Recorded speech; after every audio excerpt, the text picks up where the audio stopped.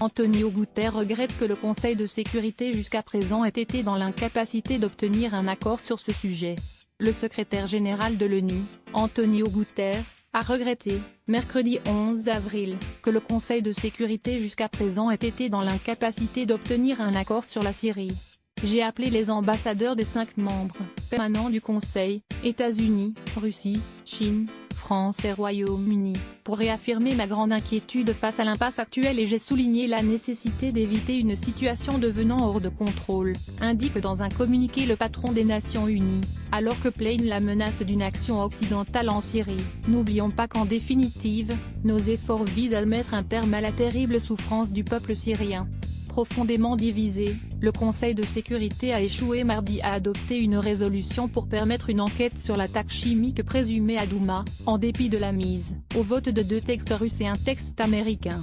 Plusieurs pays occidentaux, États-Unis en tête, menacent de répliquer par une frappe aérienne en Syrie. Donald Trump a mis en garde Moscou sur Twitter, mercredi matin. La Russie jure d'abattre n'importe quel missile tiré sur la Syrie. Que la Russie se tienne prête, car ils arrivent, beaux, nouveaux et intelligents.